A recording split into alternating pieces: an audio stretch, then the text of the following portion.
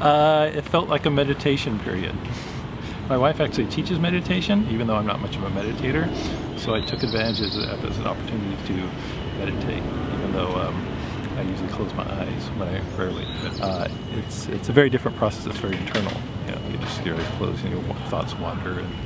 But with my eyes open, you know, I focus on the middle distance, and then I can seem to be more aware of the sounds around me. Sounds become more part of my awareness, and then there's the conscious awareness of trying to not look at other things going on out there, even though sometimes they sound like very interesting, like what's that?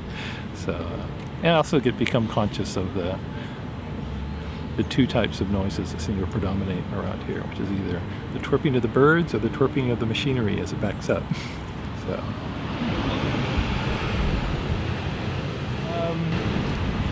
I think the birds are holding their own. I think the machines are trying, but they don't seem to have the persistence of the birds. I think the birds are going to be okay. They're in a good environment here. The machines will be gone and the birds will still be here. So I think they're going to be all right.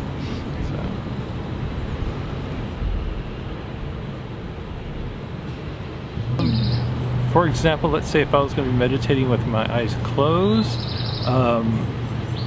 I'm more aware of kind of the internal dialogue of thoughts I'm thinking about this, or what I might do tomorrow, what I have to work on, that kind of thing. But I noticed when my eyes are open, I didn't really focus so much on that kind of internal dialogue. I was more kind of visually focused, my focus was kind of on that tree in the distance, and the sounds were more present, or people walking on the gravel. So I felt like I wasn't so focused on, you know, what are my thoughts doing. So interesting difference.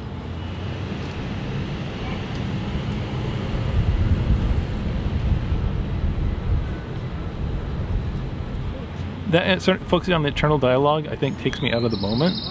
When I'm thought about looking here at the tree, I think I'm more conscious of what the moment is right now, even though it's kind of a contradiction because I'm not paying attention to a lot of the other things around me.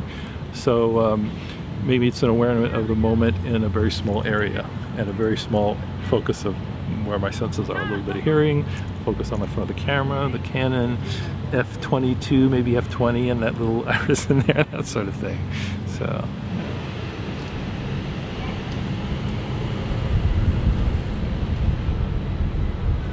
Because I'm an artist, I normally work as a project manager in a marketing department. I got laid off, so I have time and I'm enjoying it. So, but I kind of need to sometimes step away a little bit and get away from distractions, and kind of my artistic process sometimes is a very conceptual, almost kind of a more subtle kind of visual interpretation or intellectual interpretation of things. So it's easy to get distracted about what's on the phone, a story on the internet, because there's a lot of curiosity around that. But I find when it does that, it almost draws me away from the creative impulse, which seems to come from a more silent, intuitive, you know, automatic process inside myself. And as it keeps getting pulled away, all that little background processing isn't happening. So yeah, that's an interesting perspective. Yeah.